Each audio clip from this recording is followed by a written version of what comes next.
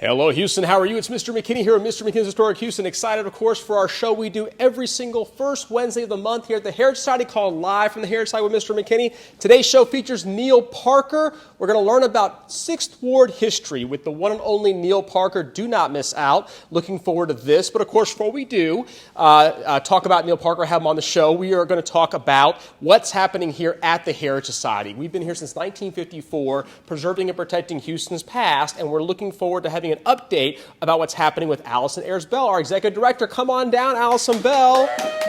There she is. Look at that. Everyone say hi to Allison. Hi. Well, it's exciting to have you. This is wonderful because it's been a whole month since we've been on the show last, and a lot's happened here in a month, and we didn't let people know about that. So obviously everyone's talking about the big events happening on May 7th. Talk about Natsuo. Sure. So we have an annual event called Natsuo, which is Houston spelled backwards, and it is sort of a Mardi Gras theme. A lot of fun dancing. We have a wonderful orchestra. This year it's going to be at Ballroom at Bayou Place, which is a huge event venue that we can spread out and socially distance ourselves. And last year our king and queen were Duke and Cece Ensel, and Mister McKinney and Catherine Anspon were our co-chairs. Look at his fancy jacket there, would ya? And then our co-chairs, of course, the Furs, who are very near and dear to our hearts. So it's a really fun party, and we would love for you all to put a table together and get your friends and come on out. And this is our big fundraiser of the year, which is really important. It funds a lot of the operating costs that we have to run this museum.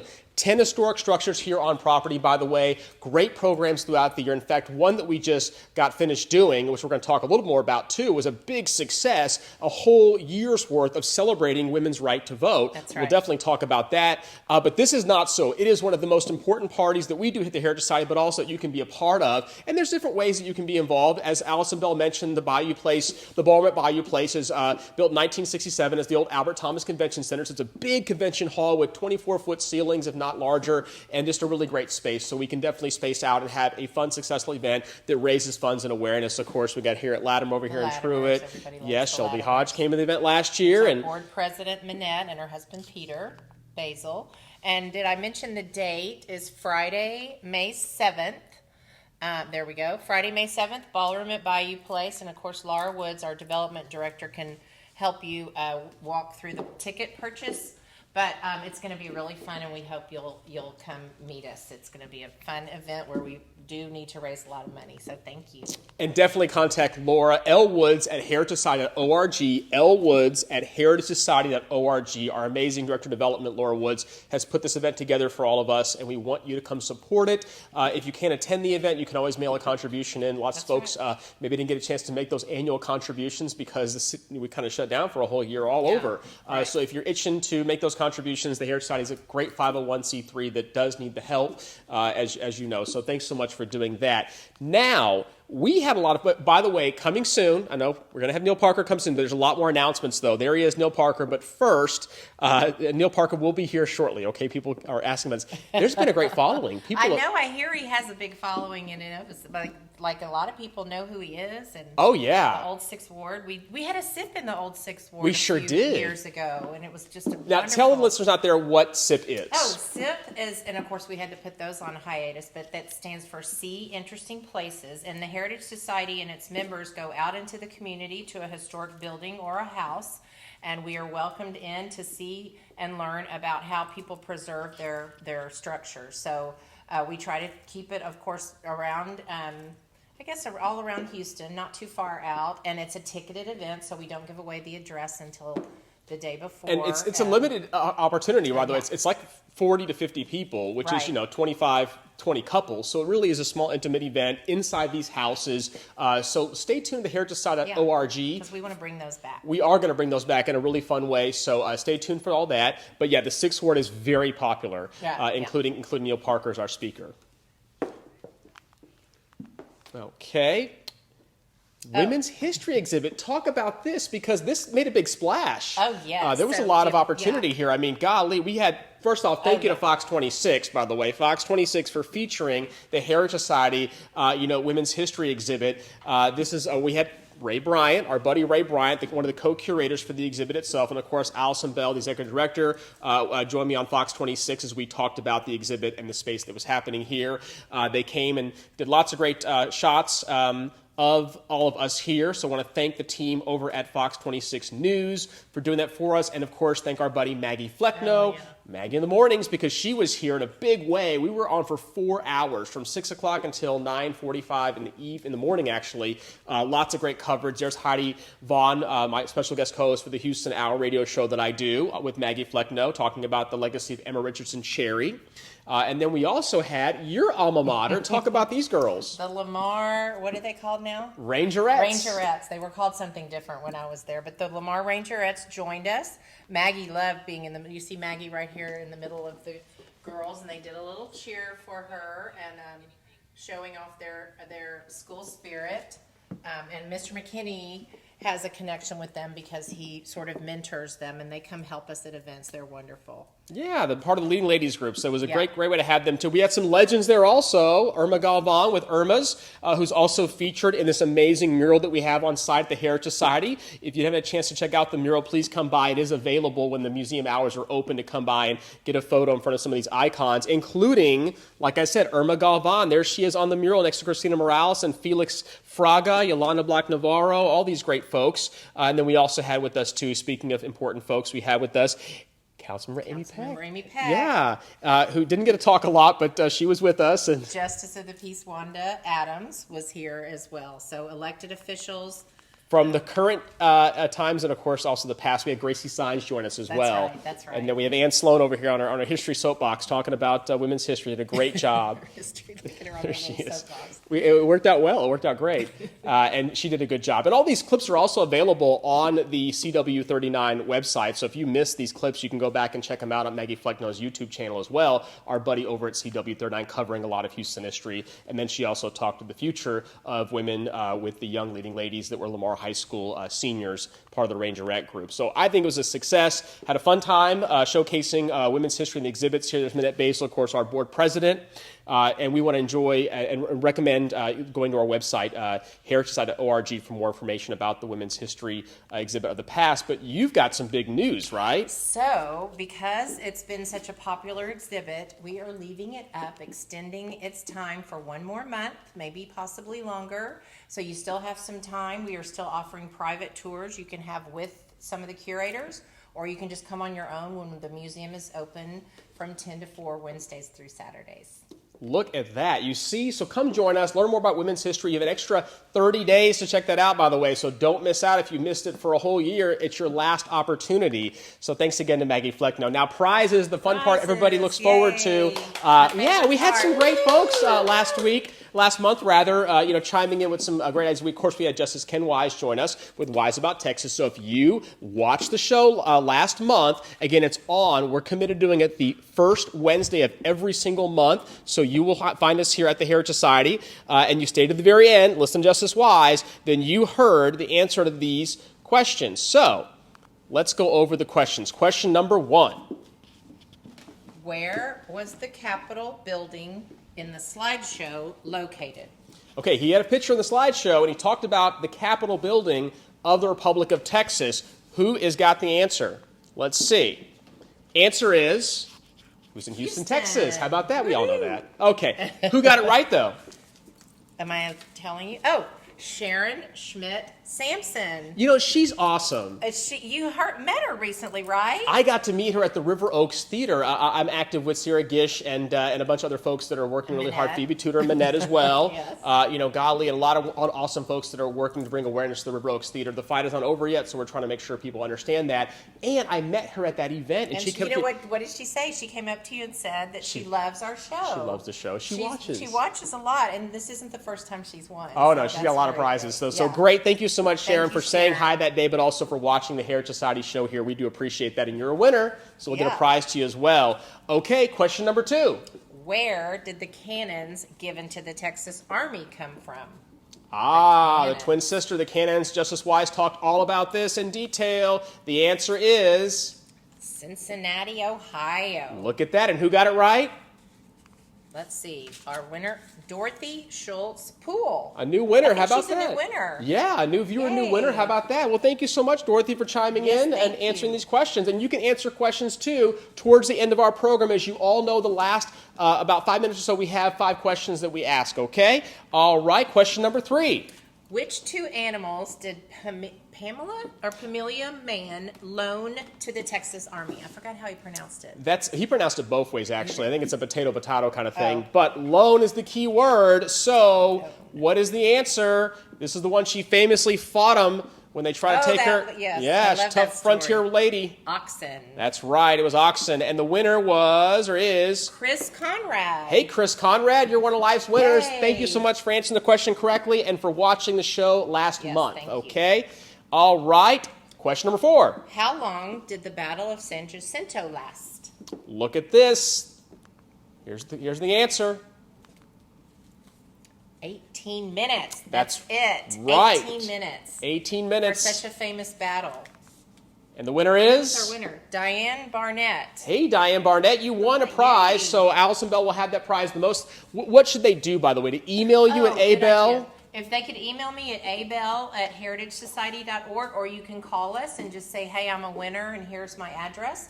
713-655-1912. Yeah.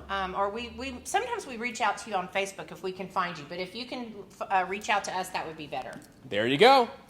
Last and final question. Where were the first shots of the Texas Revolution fired?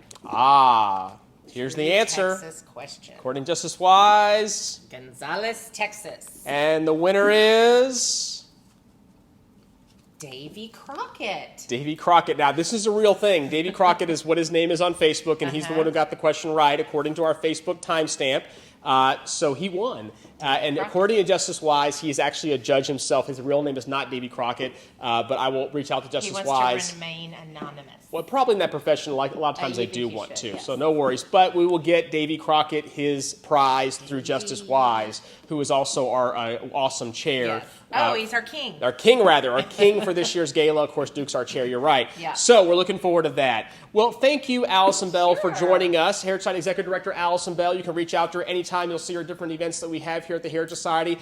Become a member, right? A membership starts at what level? And then how can they get a hold of membership opportunities? Sure. Good question. We have a young collectors level that starts at $35. We have a $50 senior membership. Family dual membership is $80. Family membership is $100. So, and you get benefits. You get a discount in the gift shop.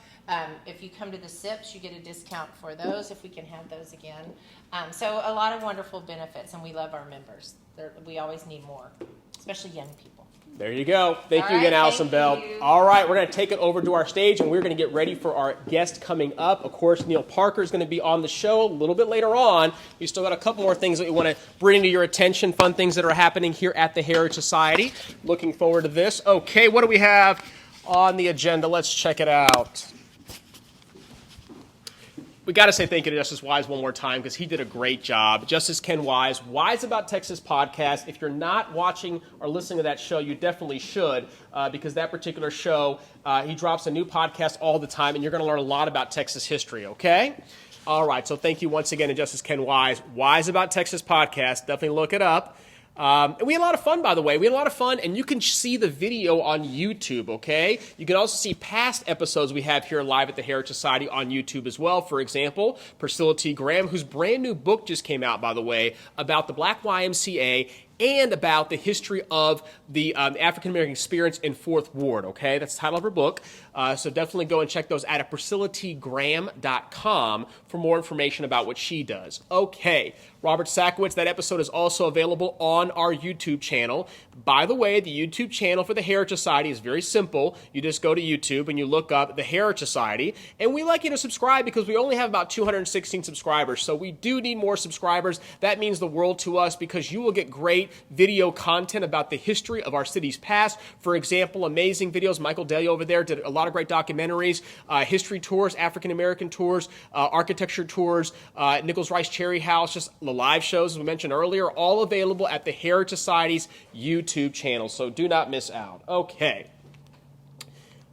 Save the date, guys. Next Wednesday, May 5th, Cinco de Mayo, live at 7 o'clock, right here from the Heritage Society. We have with us our guest is going to be Dr. Jesse Esparza. He is going to talk about the history of Houston's Mexican-American community. And he's going to do it in great detail. He just got finished doing a lecture over Rice University about this, so you're going to get some great content, great information. And that's happening, once again, on May 5th. Now, we're going to talk about folks like Felix de Harina and talk about, you guys know Felix Mexican restaurant, a pioneer when it comes to civil rights here, along with LULAC Council 60. You're going to hear all about the legacy of Felix de Harina, Felix Morales, other folks like that on the program on May 5th. You'll also famous legends like this. We all know Lydia Mendoza. There she is. We're going to talk about Lydia Mendoza. We're going to talk about the legacy of different musical instruments and bands that played here in the Houston area. Again, all part of the Latino experience here in our city's past. You're going to get it from Dr. Esparza himself. Looking forward to that. Also, JFK famously was hosted by LULAC Council 60 back in 1963, November 21st, 1962, the night before that very sad day. The next day, as we all know, he spent some time right here in Houston, Texas. So we're excited to be able to show that collection. And speaking of collection of photos, once again, save the date for May 5th. We mentioned that a second ago. These photos, by the way, are all part of the HMRC, the Houston Metropolitan Research Center's Hispanic Digital Collections. You can access the photos that I showed you amongst with many more photos, by the way. Probably we have 4.5 million photos in our overall collection. I say we because I serve as the president for the Friends of the Texas Room, and these photos are available for you. They're available for the general public, so please go out there and learn more about the amazing video archives and photos that we have at the Houston Metropolitan Research Center at the Texas Room. Now, you can go to a shortened link. It's www.bit.ly/HMRC76. There normally is a much longer link that you've got to type in, but I created a small bit.ly link so you can actually type that in. Really easy to do, and on your phone you can just do what I do sometimes when I'm bored at a waiting room. I just look through a bunch of old photos of Houston and learn something new every day. So there you go. So definitely check out those. So shout out to Lainey Chavez and the team over at the HMRC for all the work they do, and of course Mika Skelly, who is in charge of the archival collection for the Hispanic Library. So there you are. Justice Wise, by the way, speaking of the Friends of the Texas Room, will also be our speaker that we're going to have on Monday, April 26th in a couple of weeks at 7 o'clock via Zoom. So we'd love to have you. Encore presentation with Justice Wise talking about Texas history. If you missed the first one, this one will be different, by the way. We're committed to making sure you get some different content, different information. Go to friendsoftetexasroom.org, friendsoftetexasroom.org for more information on how you can join us for that free Zoom talk featuring Justice Ken Wise. It's part of our quarterly programs that we offer at the Friends of the Texas Room. So please join us because it'll be our first one we've had since shutting down for the pandemic. So we're looking forward to having a warm reception for Justice Wise. Okay. We're going to get to Neal Parker shortly because I know you guys are waiting for him, but there he is, Neal Parker. So we're getting close. But before, up next is Neal Parker. But of course, as I mentioned before, we want to make sure that we acknowledge something that's happening in the 6th Ward as well. This is exciting news, by the way. The Coulter Sweeney house at 2109 Kane just went on the market, and I want to talk about this because it's a public service, really. My buddy Star Massing with Boulevard Realty has this house. It just got listed. It's going to be in our talk today at 2109 Kane. A lot of history with this home. And it's important because it stands as just one singular home today, but it used to be a structure made up of two houses that Neal Parker's going to talk about in detail on his talk, one of which, by the way, according to the owners, go back to 1876. So this house is for sale. You can own a piece of the old 6th Ward. We like to feature historic homes on the show that we do. If you have an historic home that you're selling and want to let us know about, we'd love to talk about it because we want to make sure we find a good homeowner for these houses. Here at the Heritage Society, we're all about houses, obviously, but it's important to let people know these houses are available. So there's your information. Star Massing, my buddy over at Boulevard Realty, supports the show, loves what we do here. And again, the house at 2109 Kane Street is now on the market in the old 6th Ward. So if you're interested, contact Star Massing at 832-640-1628 or, of course, star@starmassing.com. And let's try to find a really good homeowner for this amazing historic home in the old 6th Ward. So there we go, 2109 Kane Street. All right, and we want to thank our new show sponsor. Check it out. There they are, Dirty Tony's, by the way. Dirty Tony's Premium Queen Olives. They come in blue cheese and pimento. We're really excited to have Dirty Tony's join us for the show because they love what we do for Here in History, and more importantly, they're an historical company. They've been around for 30 years here in the Houston area with their olive company, olive juices and olives, most famous for their Dirty Tony's Dirty Martini. So thank you once again to Dirty Tony's for supporting the show. And like I said, they have amazing blue cheese olives and amazing pimento olives, and you can get their stuff online at dirty-tonys.com. That's dirty-tonys.com. So I want to thank you to our sponsor, Dirty Tony's, at dirty-tonys.com. All right. Let's see. Oh, and by the way, please like and follow our social media sites, Mister McKinney's Historic Houston and the Houston History Bus. This means the world to me because you'll learn about Houston history, learn about what's going on. It's also probably how you're watching us tonight on the show, by the way. You're probably watching us right now on Mister McKinney's Historic Houston Facebook page or the Heritage page that we shared. And we are going to be doing free tours now that COVID is getting a little bit manageable. We're able to do free tours on board our open-air bus, so make sure you like and follow Mister McKinney's Historic Houston to come join us on the open-air bus, the Houston History Bus, which we do great tours for school kids, but also for adults. And you can always call us at 713-364-8674. Once again, 713-364-8674 for more information. Okay, and there the information is again, too. All right. We may want to move the lights up a little bit because we're getting the glare, guys. I'll show you in a second, see? Okay, little production note. There we go. Okay. And now, the moment many of y'all have been waiting for. We're going to welcome our special guest for the show, our featured guest for tonight. He is, of course, the one and only Neal Parker, serves on the board of the Old Historic Ward Association, also serves as their archivist, is an historian for the area, and he's also active with documenting all the 6 wards past. I want to thank you and welcome Neal Parker. Come on out, Neal Parker. All right, there he is. Bam, let me give you this. All right. Good to see you. Look at this. Well, this is exciting. You know, you and I got a chance to spend some time over in the Old 6th Ward. You were so kind, and you took me around the area. I think we got some photos of it. There we are in front of this beautiful house. Tell us about the house. Well, that's my house. My house and I have been in the 6th Ward for only a short period. Well, we're relatively newcomers to the 6th Ward. We've been there since 2014. And the house has a great story because the house is historic, but it hasn't been in the 6th Ward since the 19th century. Talk about the house itself. I bought the house in the fall of 1977. It had been advertised in the newspaper as an antique house for sale. It was located at 415 Edgewood in the East End. I paid $9,250 for it. At the last minute, I was able to buy a lot in the West End, close to Washington and Shepherd. There was a burned house in the lot, so we demolished it, and then the house was moved onto that lot. So from the East End to the West End, by 2014, that area had been completely redeveloped. It was almost completely townhouses. So it was obvious to me that when I'm no longer alive, the property will fall into the hands of a developer and the house will be destroyed. So I bought a lot in the 6th Ward, which is a protected historical district, and in 2014, then the house was moved the second time. So, like I say, we are relatively newcomers. We've been there since 2014. The house was built in 1918, so it's just over 100 years old. Many of the houses in the 6th Ward were built in the 1890s, and a few of them were built as early as the 1870s.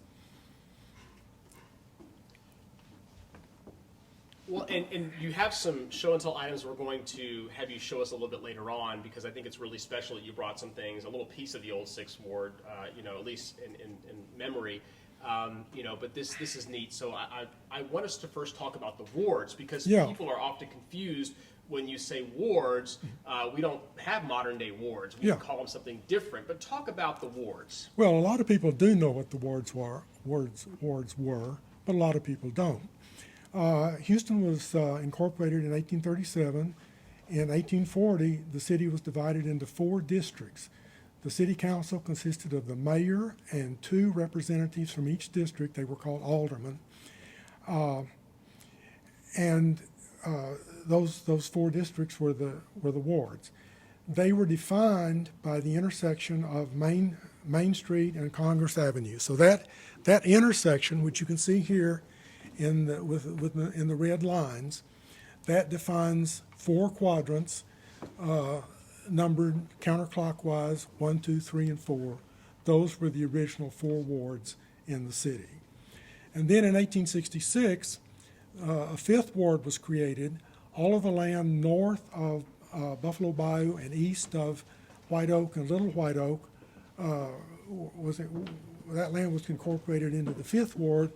The 1st and 2nd wards were greatly reduced in size. Then by the middle of the 1880s, people who lived in the 4th ward north of Buffalo Bayou had begun to differentiate themselves from people who lived south of the bayou. The term 4th ward north was in common usage. And so in 1896, the 4th ward north became the 6th and last of the wards. Now, the 6th ward had a short lifespan because in 1905, the whole ward system was abandoned as a basis for city government. And after that point, the city council consisted of the mayor and 4 commissioners at large. But the ward names continued to be used to designate different parts of the city. So in this map, which is from 1920, you can see that the ward names are what are used to designate parts of the city. The greenish area, which is between Buffalo Bayou and that imaginary extension of Congress Avenue, that's the historical 6th ward,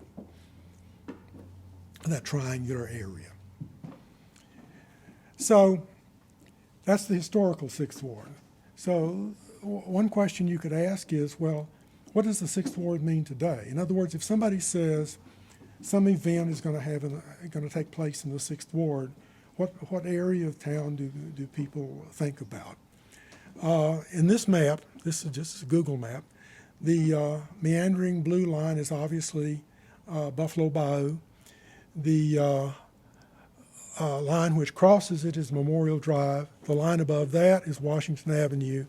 The line with hatch marks is the railroad. And then the east-west line above that, the straight line, is Dart Street, which I'm going to mention again in a little bit. The enclosed area in the middle, that's the old 6th Ward Protected Historical District. It's the first protected historical district in Houston. There are now 22 of those districts, and I live in the old 6th Ward Protected Historical District on Lubbock Street, and I've told you why I live there. Most of the historical district is in a subdivision of the city of Houston, which has the official name Baker W.R. NSBB. The NSBB is north side of Buffalo Bayou. Baker W.R. refers to William Robinson Baker. He was born in 1820 in New York. He came to Houston as a young man. For 16 years in the 1840s and 50s, he was the county clerk. He was mayor of Houston for 6 years in the 1880s. He was state senator for 1 term. He was a very major player in the real estate development and land speculation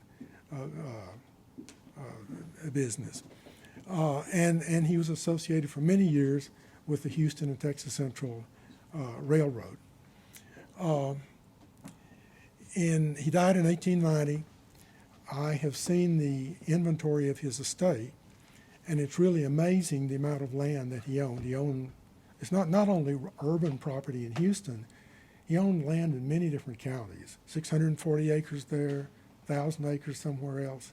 It It's amazing the amount of land that he owned. He resides today in Glenwood. That's his tombstone.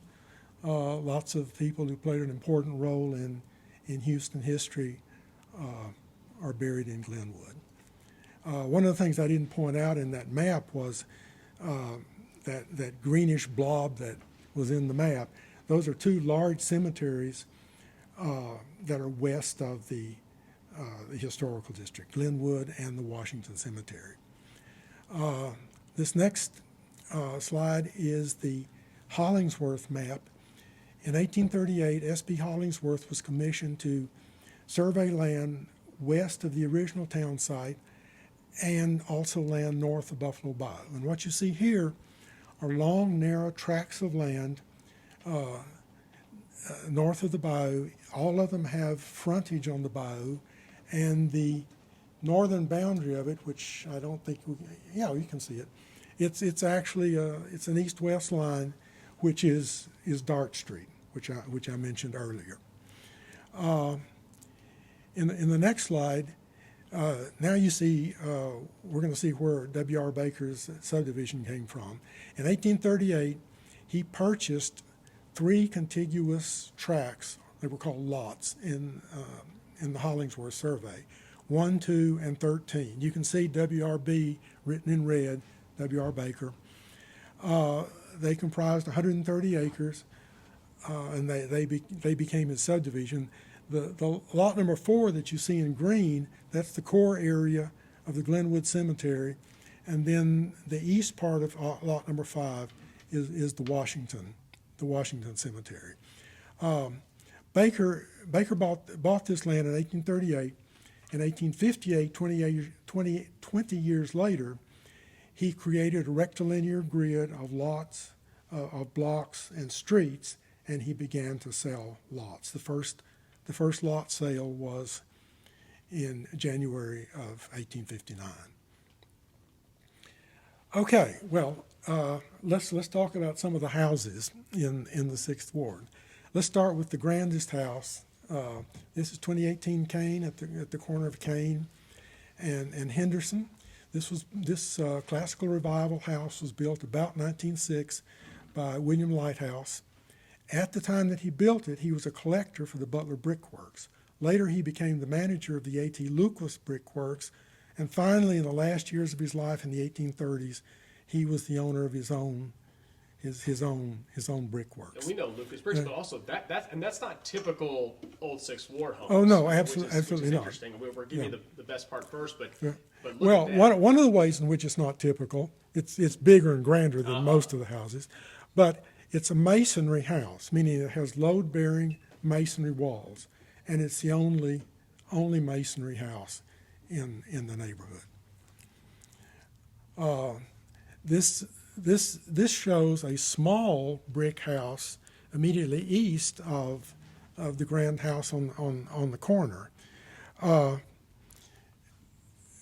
And you might think that William Lighthouse built that, but he didn't. That's a much older house from the 1880s. It was originally a wood frame house, and when William Lighthouse bought the 2 corner lots in 1895, he and his family lived in that small wood frame house for 10 years before he built his grand house on the corner. Now, sometime after 1924, the house was clad in brick. It became a brick veneer house. There are only 2 brick veneer houses in the neighborhood, and I'm sure that William Lighthouse did that. Oh wow! One of the things this is closer shot? This is a closer shot of that brick veneer house. Wood siding or wood. Yes, completely wood. Originally a wood frame house, completely wood, wooden siding, and then converted into a brick veneer house. One of the things about the 19th century is that where people lived tended to depend more on where they worked, less on the social class of their neighbors than is the case today. And we can see this phenomenon in the block face that we've been talking about. Immediately east of these two houses that we've been talking about, there are three identical tenant houses that were built in 1893 by John P. Williams. We call them the Three Sisters. You can see these in the 1896. Oh, so there they are. These are three different sisters, but yeah. We went there. You and I went there. Yeah, yeah. Go back to the. Oh, sure, if you want. To the map. Oh, okay. You got a little pointer too, right? If you Yeah, need I've got a pointer. The Three Sisters are at 2014, 2012, and 2010 Kane. Now,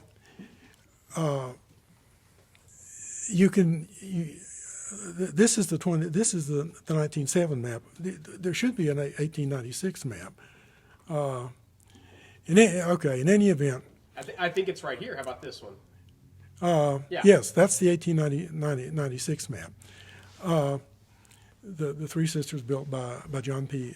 Williams. The draftsman. Well, okay, this is a Sanborn map. This is the 1896. Now, April Palmero says, "Did you say the Baker family still owns the homes?" Is her question. Oh no, they don't. They never owned them. Baker was a land speculator. I don't think he ever built anything. He bought land, subdivided it, and sold it as lots. And this is a good time to mention who's on the call with us. Joining us on the show, by the way, you might know some of these folks. Let's see. We have with us Jeannie Deal, our buddy Gene Deal over there. Mario's on too. Patricia Martinez is on. Diane Walker is on with the show. Let's see. Judy Butnick. Sandra Lord, our buddy Sandra Lord is tuning in. Our buddy Sandra Lord been on the show before too. Charles Jason Lewis is on. Let's see. Randall Price. David is on. Karen Hayes. All these buddies are on. These are great. John Berno. He's on too. That's good. Let's see. Susan Strassel, Sue Page. I mean, lots of Adam Smith. You might know Kim Kressenberg. April asked that question earlier, so just thank you so much for chiming in. Guys, give us a like, by the way. It takes a couple seconds to hit the like button, but that really matters to us. It shows that you're liking the show, that you like Neal Parker, you like what he's talking about, the content he's giving you. Cecilia's on too. Let's see who else. Lots of great folks. So thank you so much for joining us. And like I said, hit the like button or the heart button while you're watching the show, just to show us that you like the show, but also what it does is it puts us in your algorithms where people can also see that you're watching us. Maybe they'll tune in too. One of the things that I didn't mention about Baker is that he is unrelated to the famous Baker family of the Baker Botts Law Firm. Correct. Captain Baker too, the whole family, Rice University too, connection as well. So there you go. Secretary of State J.J. Baker. Let's keep Now, well, okay.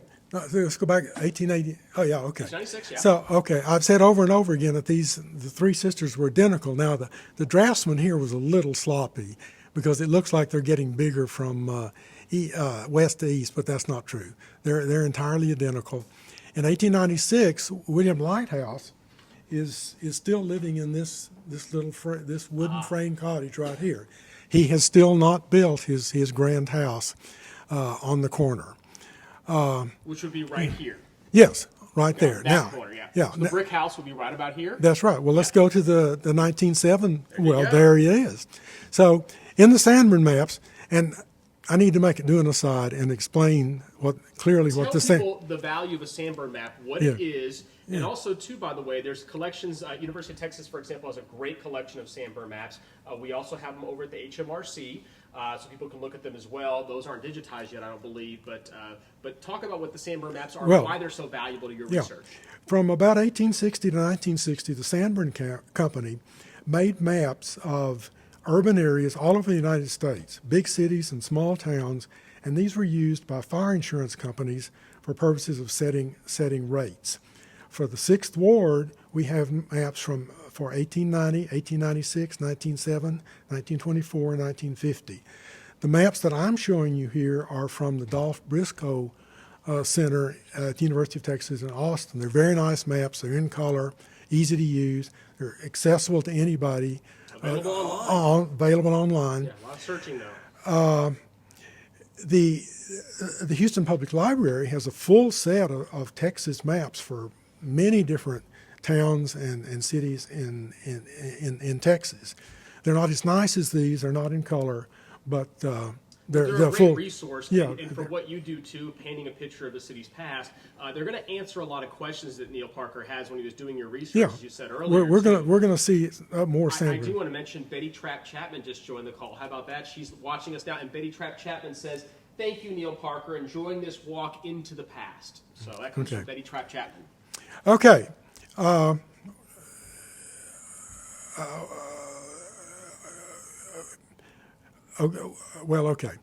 Should we go backwards or what? Well, I was going to point out something the about. map? Yeah, let's go back to go the back to the map. 1907 map. Okay. The 2016 house.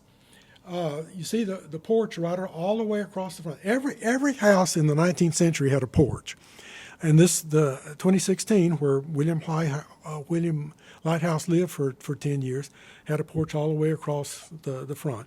You can see that it's got a rear extension on the east side that makes the whole house L-shaped, yeah. and that gives rise to the phrase L-wing. That's an L-wing cottage. And you can see that each of the sisters had a porch in the front as well, and also a service porch. Almost every house had a service porch somewhere in the back. The three sisters have a service porch on the east side. We're seeing right here. Right. Yes. You could put your wash tubs there. You could put your ice box there if you had one. Very, very useful. So the guy with the ice would come and not have to bother you. Just Yeah. plop it right in. There you go. Yeah. Let's continue to talk about some more houses that we Okay. have in the old Sixth Ward, because I don't want us to run out of time. Okay. But maybe one Okay. last So comment about Three Sisters if you need to.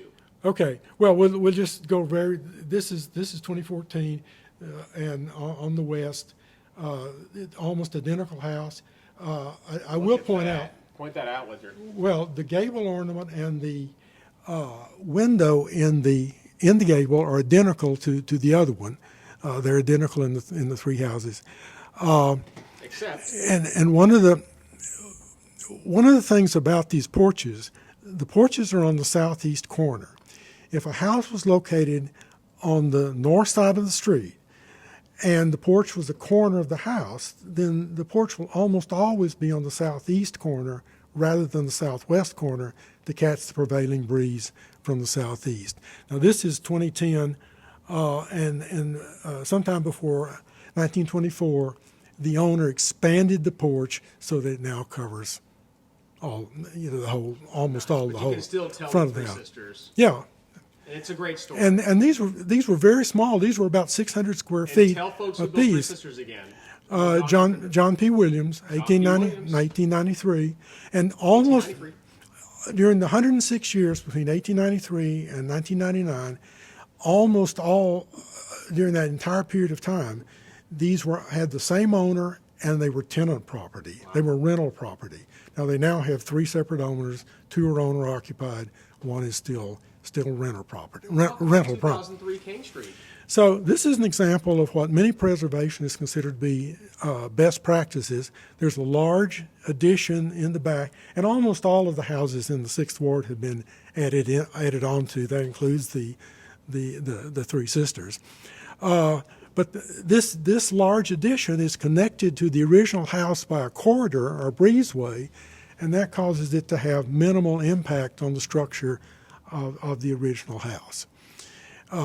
And the next slide is the front of the same house. We know that this house was built in the spring of 1888 because the owner of the property, M.L. Weber, entered into an agreement with a building and loan association to build a one-story cottage on lot number 7, which he owned. The building and loan association agreed to provide $800 labor and materials, and M.L. Weber agreed to superintend the construction, so that the building association wouldn't have to bother with that. So I think he got a very nice house for $800. And then this is just a detailed, more detailed picture of the front porch. Can you see that, guys? Can y'all maybe zoom in a little bit? Look at that. I particularly like the turned columns and the gingerbread on this house, which are characteristic features of the folk Victorian style. The three sisters were also folk Victorian. I'm assuming that the front door and the transom above it are original. The transom, the door can be closed, and yet if the transom is open, you still have air circulation. Mm-hmm. And many houses have transom above the interior doors as well. So you can close the door for privacy, but you still have air circulation through the house. Talk about 2111 Kane Street. Well, we call this the Mary Kay house. It's a famous house. It's a famous house. There's only one famous... I'm disappointed it's not pink. It isn't. That's right. There's a problem about that. A pink Cadillac out front or something, But anyway. So there's only one famous person that I know of that grew up in the 6th Ward, and that's Mary Kay Wagner, who founded the Mary Kay Cosmetics empire. Her father bought this house in 1920. What you see here is a typical 1920s bungalow-style house. It's built around an earlier house, which has now become invisible. The large addition in the back was done in about 2006. Now,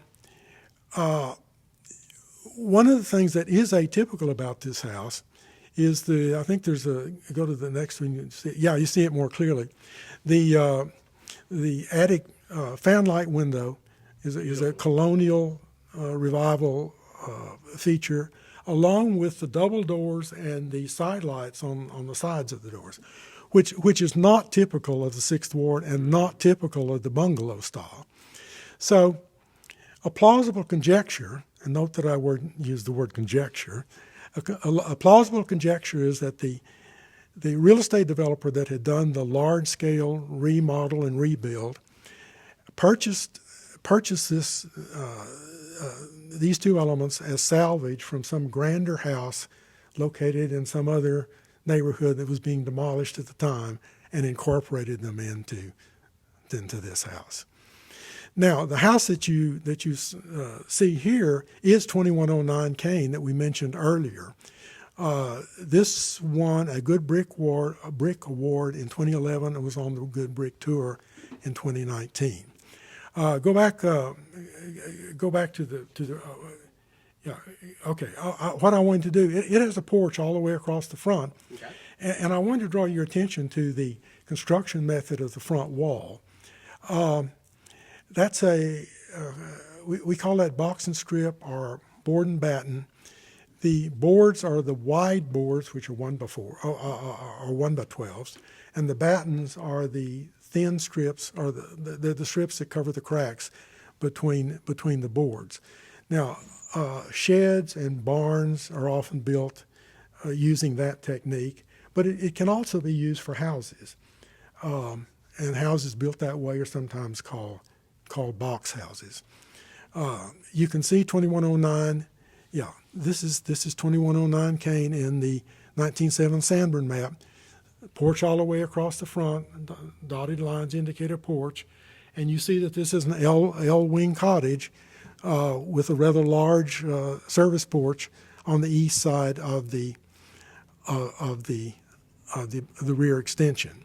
Now, as you pointed out, that's a typical L-wing cottage based on the map, but if the structural evidence indicates that this actually consists of two rectangular houses fused together into an L-wing cottage.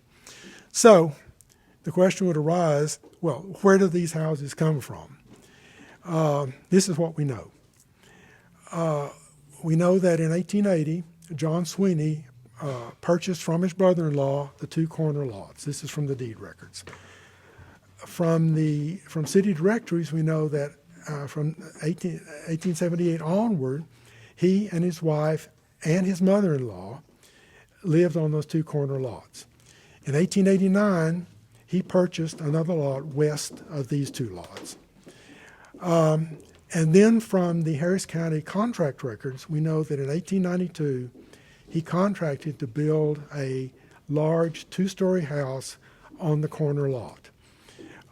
He spent $2,095, which was more than most two-story houses cost, so it was probably a pretty grand house. And we can see this in the next slide, if we go to the next slide. And by the way, that's the house we talked about earlier at 2109 Kane Street. So just letting you guys know. Yeah, There it is. we're about to tell you where we think it came from. So here's 2109 again, and then this is John Sweeney's grand two-story house with the wraparound porch. This is a stable. The big X indicates a stable. This little X indicates a wood shingle roof, and this 0 right here indicates a sheet metal roof on the porch.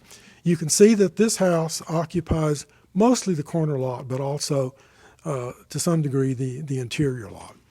So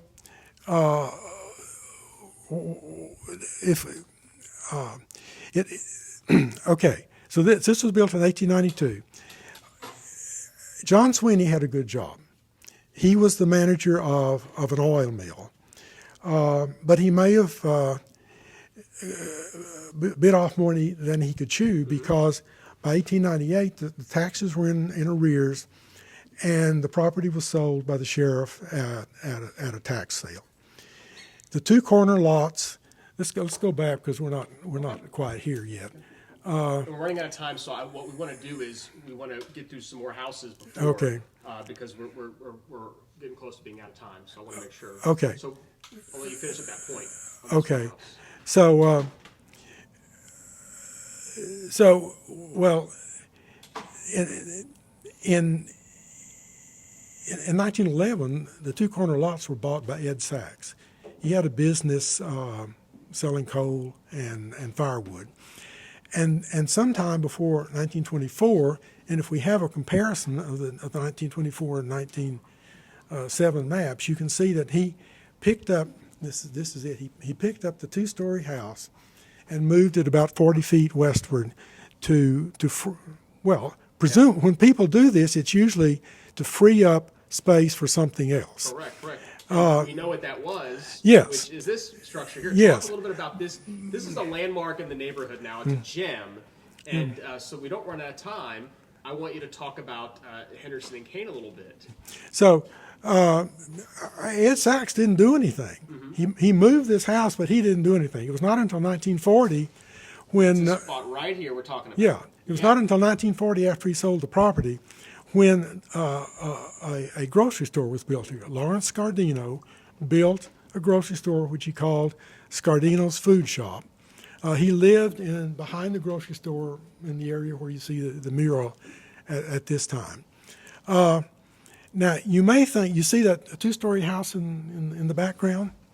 Now, you may think that that's John Sweeney's grand house, but you would be mistaken.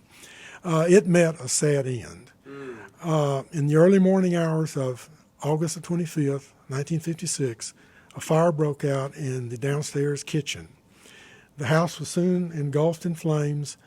All in all, 6 people died, including a woman that worked as a waitress in a bar on Washington Avenue, and her 4 children. By that time, in the 1950s, the house had been split up into apartments and rooms. 2 people were crawled out on a ledge and were saved by the fire. There were 6 people that died, and it's one of the 5 deadliest fires in the city. 1956. And then this is what was built here in 2011 on that property. They built this house here, which fits the character of the neighborhood. It's new construction, yes. Somewhat, so new construction, but there you go at 2105 Kane Street. Now take us to Lubbock Street over here at 2018 Lubbock. Okay, I thought we ought to show you at least one house that hasn't been changed very much. Most houses have been added on to. This was built probably in the late 1870s. Has been changed very, very little. I have been told that the porch was rebuilt about 30 years ago by a previous owner who was a professional carpenter. It's an exact replica of the original porch. The frieze board you see up there with the pattern cut in it with the jigsaw, that is typical of German immigrants. And then on the next slide you can see this. Yes, that's the service porch. Very few houses still have an intact service porch. Because they've been mostly screened in. They've been mostly utilized as laundry space. Well, they've been incorporated into the house, typically speaking. Now, you've done a great job of putting together some records from the census over the years, which really helps you paint this picture of what the old Sixth Ward used to be like. Talk a little bit about your research. Well, we ought to say something about the people that lived in these houses. In the 1900 census, I looked at an area that was somewhat larger than the historical district. And in that area... There's a great map that you helped to create, which really gives us an idea, too, of the population spread out. Okay. About 21% of the people in 1900 were immigrants. And I made this crude map. Far and away, the largest group of immigrants came from Germany. Those are the yellow households that you see. And one of the things that you can see from this map, dark green, of course, obviously Irish, more yellow than anything else. Far and away, more German immigrants than anyone else. But you can see that the different immigrant groups, the different colors, are splattered around the neighborhood. They didn't seem to cluster in groups. Now, the census categorizes people as to where they were born and as to race. The black squares are people that were categorized either as black or mulatto. And you can sort of see that they're concentrated in two different areas, southwest and southeast. But you can also see that they're spread out through the neighborhood. So it didn't seem to be that there was rigid segregation in the neighborhood. Now, and this took a lot of time. This is very detailed. I mean, this is an example of the census records, done, in a visual way we can enjoy. So look at the map one more time before we go to the next slide. But that just gives you an idea of the work that Neal Parker put to really talk about the history and the character of the neighborhood based on the 1900 census records. And talk about what they did. Well, the railroad was far and away the largest employer. 139 people, 39 on the trains, 59 working in the shops. There were several cottonseed oil mills that were also major employers. If you look at all of these different occupations, a lot of them are blue-collar jobs, but they're also professional jobs as well. There are 8 druggists, 6 physicians, 6 school teachers, 9 ministers, 14 saloon keepers. So there's a considerable variety of occupations in the neighborhood. In the 1920 census, there's actually more immigrants, but a smaller percentage of immigrants. There's been a big diminution in the number of German immigrants, but there's still far more from Germany than any other European country. Now, in general, from Europe, there's been a diminution. But you can see, but Italy is an exception. There's been a big increase in Italian immigrants. That's partly because of the earthquakes in the early 20th century. And of course, there's been a huge increase in Mexican immigrants because of the Mexican Revolution. There's also been, there's been a big increase also in immigrants from Eastern Europe, and those are Jewish immigrants. One of the things that I wanted to talk about. Bricks. Well, let's do some show and tell so we don't run out of time. Show us real quick what you brought us today. I'll let the camera zoom in on this as well. Look at these bricks. These are not typical house bricks. Yes, well, this is Sabine Street, and it's paved in what are called vitrified paving brick. The type of brick used for streets is entirely different from the brick that's used for houses. And vitrified paving brick is a specialty item made only in a limited number of places. The only place that I know of in Texas where it was made was in Thurber. Thurber is a town about 70 miles west of Fort Worth. It was a company town owned by the Texas. About the process. It has to be stronger because, again, you've got horseshoes, you've got heavy wagons, you've got oxen on there too. Look. So these are the streets that were laid. What year were these bricks laid in the old 6th Ward? Because people think Well- there's other parts of Houston that have older brick streets, but your research begs to Well, differ. Talk about the brick streets. In the Sanborn map in 1896 shows that all of the streets were unpaved. They were a muddy mess whenever it rained, including Washington Avenue. Mm-hmm. Washington was paved in brick in 1898. Sabine Street was paved in brick in 1902, based on an article in the newspaper, in the Houston Post. Sabine at this time is 3 blocks long from Washington to Lubbock. It's the eastern boundary of W.R. Baker's subdivision. But in 1892, in 1902, it was paved all the way from Lubbock to the Sabine Street Bridge. And then Heiner was paved from the Sabine Street Bridge to the San Felipe Road. Heiner is a continuation of Sabine, so you had a high-quality brick street all the way from Washington to San Felipe Road. And so this is the Thurber brick on the top, the brick on the bottom, which we also got. We got the real thing. The real thing. Look at that. Now don't drop it. I won't. Oh, look at that. Oh, this is a workout. This is great. So this is on the top. You can see Coffeyville with a few letters missing. VIT BNT stands for Vitrified Brick and Tile, and this is made by the Coffeyville Vitreous Brick and Tile Company in Coffeyville, Kansas. Look at that. You've got a copy right Oh, there. there's You've got a whole pile of them over there, too. Yeah, I've got some from there. Now this is just a plain building brick. But it's made got a in great print. stamp on it, though. Well, there were lots of brickyards in Houston and in Harris County, numerous brickyards, but as far as I know, none of them made vitrified paving brick. And there are only 6 uncovered brick paved streets in Houston now. I say uncovered because in many cases, brick streets were repaved by covering them with asphalt. Yes. And Sabine. Patch-up repairs.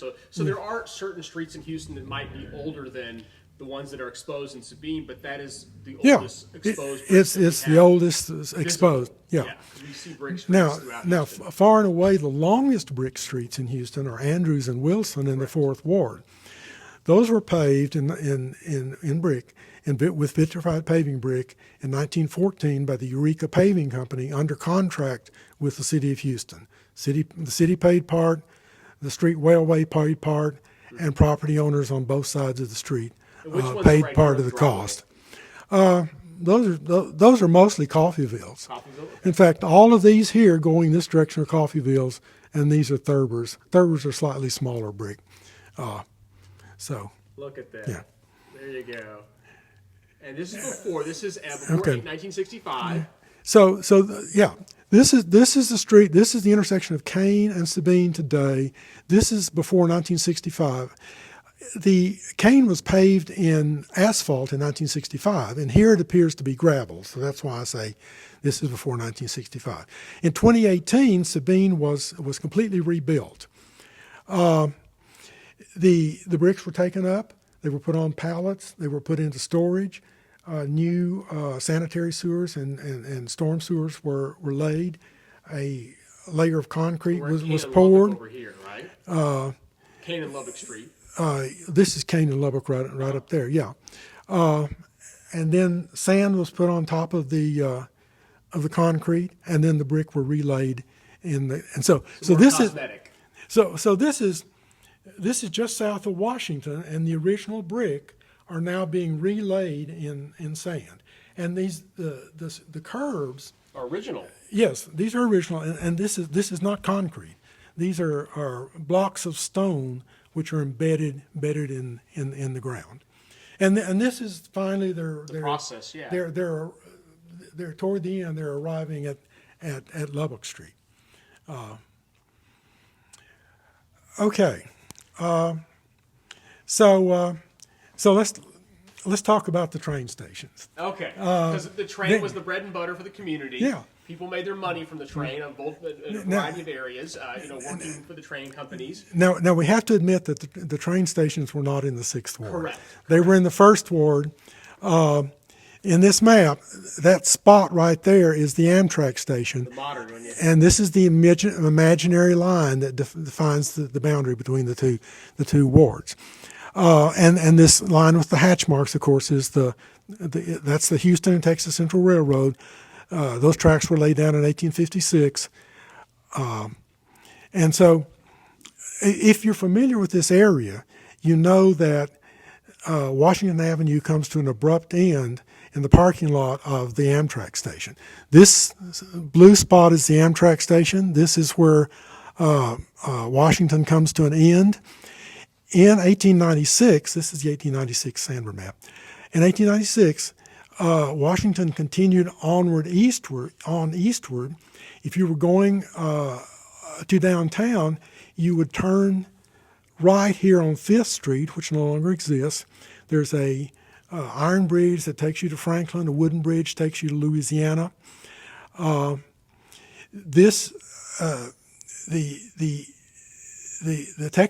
Houston and Texas Central Railroad became part of the Southern Pacific system in 1883. And in 1887, the Southern Pacific built a new station. Go back and we'll. This is the station. This is It was called Grand Central Depot or Grand Central Station. And although we're not going to talk about it, we really ought to point out this whole big complex of buildings east of 5th Street. That is the Houston Ice and Brewing Company, or the Magnolia Brewing Company, which is a story in itself. Okay, so this is a photograph of the train station. The center area is 3 stories. One of the things that you can see here is that the main entrance to the train station exits right onto the sidewalk. Mm-hmm. And this is another photograph of the Grand Central Depot, Grand Central Station. Behind the depot. And those are the train sheds, so that if it's raining and you're waiting for the train, you won't get wet because you'll be underneath the sheds. Iconic photo too. Most yes. people have seen this. And this of course is the train station. That's the Houston Ice and Brewing Company. What I like is you have some of the hotels too. Well, we're gonna come back to this one. The hotels from this angle. So keep going. So in the early 20th century, many people traveled by train. So building hotels near train stations was a very logical thing to do. And so here you see 2 hotels right across the street from the train station. This is 7th Street, this little short street leading down to the bayou. This is the Lawler Hotel, and this is the Grand Central Hotel. And then the next... And I want to point out, this is John Finnegan and Company Hides and Wool. I know Betty Trapp Chapman, who loves Annette Finnegan, who was recently, featured in our Women's History exhibit that Betty Trapp Chapman was a part of. But this is his tannery, and that'll come into the story a little bit later on because he also owned another hotel, starting with the B, that's pretty famous in the area. So I'll let you continue. So this is the Lawler Hotel on the west side of 7th Street. I assume that the office that's really the reception area. You can see there's a large area on the corner for the bar. The dining room's on the opposite side of the reception area. This greenish thing is an elevator, so very upscale. This 2-story appendage right here, this is the kitchen and the servants' dining room. And there's also, there's a turret right on the corner, which is said to be ironclad, probably sheet metal. You could see it. That's how you knew you were at the Lawler Hotel. So, and then this is the Grand Central Hotel, which is an older hotel, 3 stories, no elevator, just the stairway here. And this is where the servants lived, right down in this 2-story wood frame building right on the bayou. That's Grand Central Depot. Center section is 3 stories. You have the baggage rooms on the west side and the express office on the east side. And now back to this. Okay, now I wanted to come back to this because now that we've mentioned that the Lawler Hotel had a turret, this building right here is the Lawler Hotel, The building behind it is the Grand Central Hotel, and then the gap between them is 7th Street. So that's 1896. If we go to 1907, go to 19. Okay. So Grand Central Depot is just like it was, and you can see the train sheds are right there. But what's across the street is entirely different. This is the Brazos Hotel, one large hotel across the street. And you go to the next slide. It's this right here. We're talking about the Brazos Hotel, which is a very, very famous hotel. And Washington Avenue is now brick paved. The standard map indicates that. So this is the Hotel Brazos. It's a 4-story building. This is the 4 right there. This is the reception area. This is bar and billiards. This is the barber shop. This is the cafe. This is marked lunch. And then there's a 3-story annex to the east.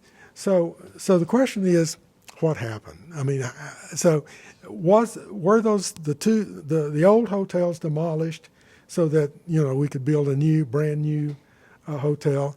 The answer is no. What actually happened was go back and okay. What happened was a 4-story building was built across 7th Street. This is where 7th Street was. It was connected on the west to the old Lawler Hotel, connected on the east to the Grand Central Hotel. The whole thing was fused together into one hotel, and that happened in 1902. Yeah. And you can see very clearly that the 3-story annex, the old Grand Central Hotel, is different from the other part. And the side view of it as well, and then the Brazos Hotel on that side as well. And then Finnegan used to own her family owned as well. So this is the lobby. Very nice tile floor. I assume that the wainscoting is white marble. That area in the back is the ladies' parlor. This is the dining room. This is the grill. The grill room. That may be the area that was marked lunch.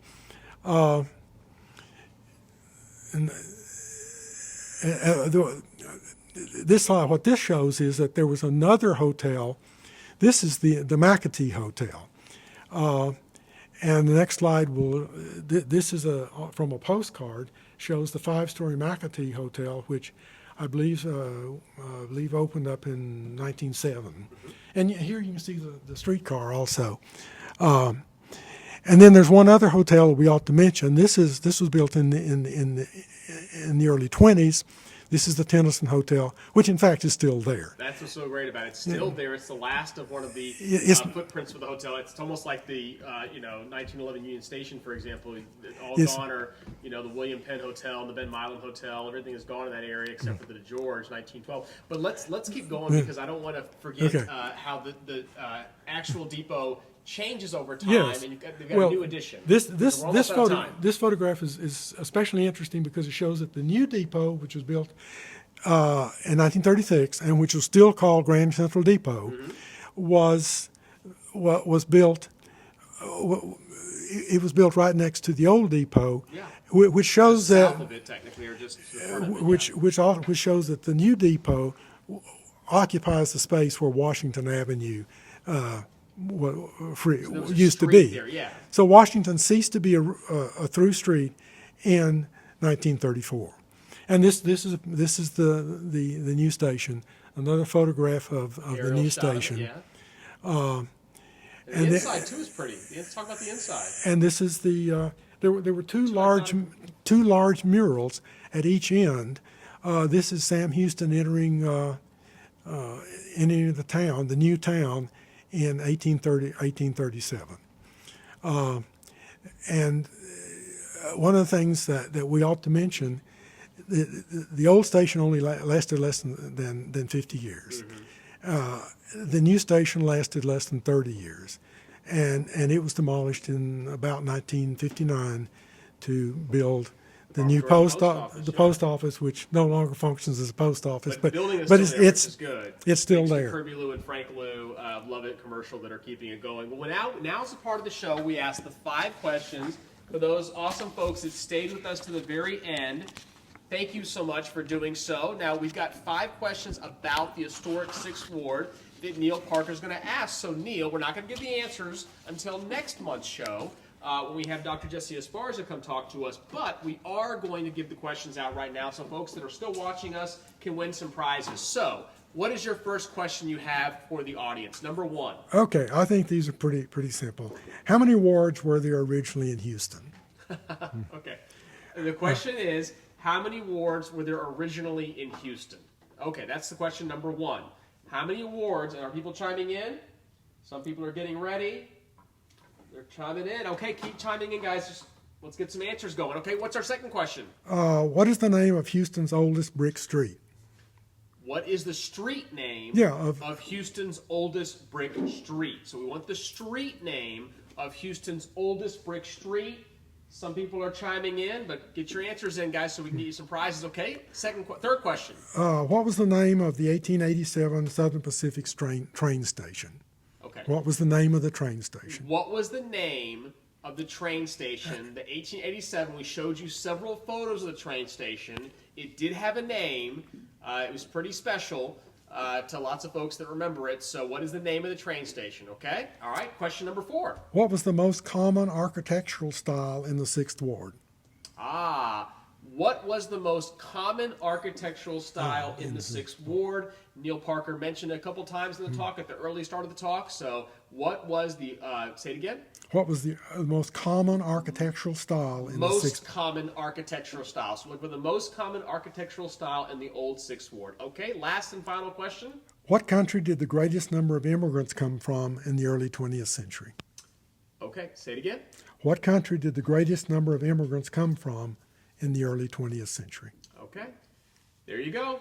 Those are the 5 questions. Those folks who are chiming in now, getting their answers in, will get some prizes. And again, we always timestamp it so you'll know who you are. Well, thank you again to Neal Parker for joining us, giving us a lot of his knowledge. We do appreciate it. It was an absolute pleasure, for sharing everything he knows about the 6th Ward and then some. And I do want to remind you, by the way, Mike Acosta is going to be on the Houston Hour, the show that I do every single Thursday at 3 o'clock on 90.1 FM with Heidi Baum, my special guest co-host, talking about early Astros history, baseball history, 3 o'clock on 90.1 KPFT tomorrow. You'll be just like a kid in a candy shop if you love the Astros history as much as I do. So there you go. He'll talk about Busch Stadium, he'll talk about the Astrodome, and he'll talk about the legacy of Roy Hoffmans and all the guys, Ari Bob Smith and George Kersey and Craig Cullen, all the guys that put it together and then some. So do not miss Mike Acosta on the Houston Hour radio show tomorrow, Thursdays at 3 o'clock on 90.1 KPFT. What else do we have for announcements? Lastly, a big thank you, by the way, Dirty Tony's. Dirty Tony's Premium Queen Olives. There they are. Oh, we got a gift for you. I got 2 gifts for you, Neal Parker. One of them is Sandra Lord's newest book, Ghosts of Houston's Market Square, signed by Sandra Lord. This is a gift from us to you. Thank you very much. Here, there you go. And then we've also got, of course, Dirty Tony's olives. You lucky you. Look at you. There you go. You get some olives. There you go. So Neal Parker joining us on the live show. Thank you so much for doing that. Thank you for tuning in. And thank you, of course, to Dirty Tony's. Thanks to Alana and Isaac and Kian and Adrian and Kyle and, of course, Allison Ayers-Bell and Minette Basil, our board president, for joining us today or for at least supporting what we do here on the live show. Save the date once again, May 5th. Dr. Jesse Esparza is going to be joining us on the show talking about the history of the Hispanic community here in Houston. Lastly, good night. Thanks for joining us again, and we'll see you next month. Take care.